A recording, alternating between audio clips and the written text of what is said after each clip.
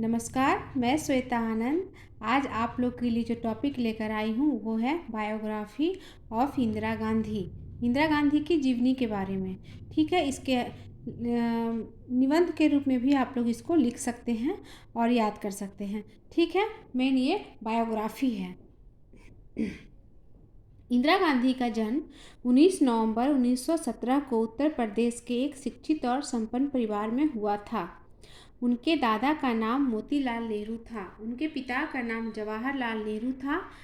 इन दोनों का संबंध वकालत से था। उनकी माता का नाम कमला नेहरू था। तो यहाँ क्लियर हो गया कि उनके पिताजी का नाम जवाहरलाल नेहरू, जो भारत के फर्स्ट प्राइम मिनिस्टर थे, और जवाहरलाल नेहरू के पिताजी का नाम मोतीलाल नेहरू था।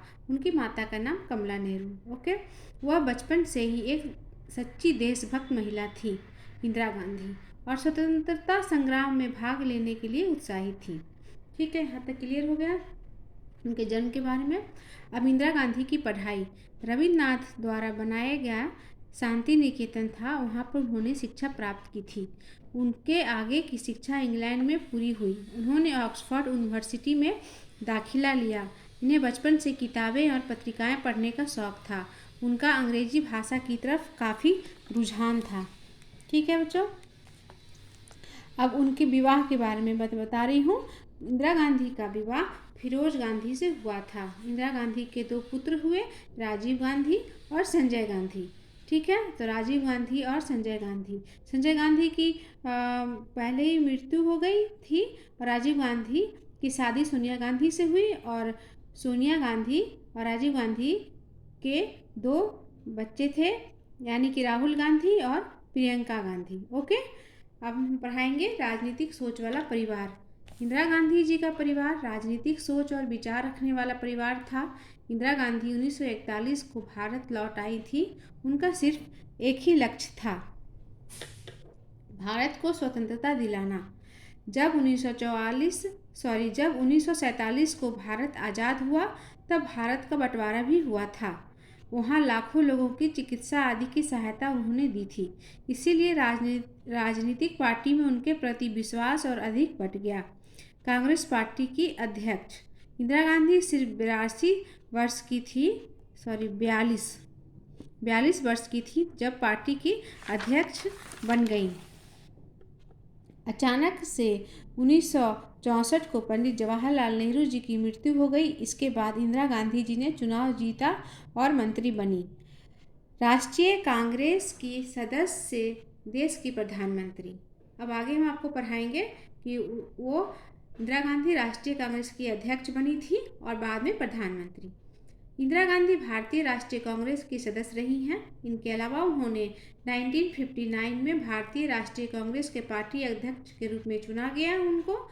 जब लाल बहादुर शास्त्री जी की अचानक से मृत्यु हो गई, तब 1966 में इंदिरा गांधी देश के प्रधानमंत्री बनाई गई। ठीक है, कब प्रधानमंत्री बनाई गई? 1966, जब देश के प्रधानमंत्री लाल बहादुर शास्त्री जी थे, तो उनकी मृत्यु के पश्चात 1966 में इंदिरा गांधी देश के प्रधानमंत्री बनाई गई। इंदिरा गांधी जी ने 17 वर्ष तक प्रधानमंत्री का कार्यभार संभाला। वह भारत की प्रधानमंत्री चुनी गई, देश को बुलंदी तक पहुंचाया। इंदिरा गांधी जी जब देश की प्रधानमंत्री बनी तो देश को काफ़ी ऊंचाइयों तक पहुंचाया। कौन? इंदिरा गांधी ने। 1971 में इंदिरा गांधी के नेतृत्व में पाकिस्तान को युद्ध में हराया था। इनके अलावा 1970 में बैंकों का राष्ट्रीयकरण भी किया। उन्होंने 2 कदमों में ही भारत के प्रधानमंत्री के रूप में परिभाषित कर दिया था। उन्होंने देश की रक्षा में प्रधानमंत्री के तौर पर अपने कर्तव्य को निभाया और संपूर्ण सहयोग दिया। इंदिरा गांधी जी के शासनकाल में इनके शासनकाल में बहुत सारी मुश्किलों का सामना भी करना पड़ा इनको। इंदिरा गांधी जी को अपने शासनकाल में बहुत सी परेशानियों का सामना करना पड़ा। उन्होंने 1971 में पाकिस्तान को हराया और बांग्लादेश को आज़ादी दिलवाई। मजबूत और बेहतरीन नेतृत्व। इंदिरा गांधी के नेतृत्व में बहुत काबिलियत थी। वह हर कार्य को बखूबी निभाती थी। उसके पश्चात उनके कार्यकाल का सबसे बड़ा फैसला अभी बाकी था। क्या बाकी था वो हम लोग अभी आगे देखेंगे। जब 1975 में विपक्षी दलों ने जस्टिस सिन्हा के ऐतिहासिक फैसले के खिलाफ विद्रोह किया था, तब देश के विपक्ष के प्रभाव को कम करने के लिए इंदिरा जी ने उस समय आपातकालीन स्थिति की घोषणा की थी, परंतु यह उनके लिए 1977 में हार का सामना करना पड़ा। 1977 में उनको हार का सामना करना पड़ा। इंदिरा गांधी बहुत ही साहसी, दृढ़ निश्चय और निडर और दूरदर्शिता रखने वाली महिला थी। साथ ही उन्होंने गरीबों की समृद्धि लाने के लिए 20 सूत्रीय कार्यक्रम जैसा कदम उठाया।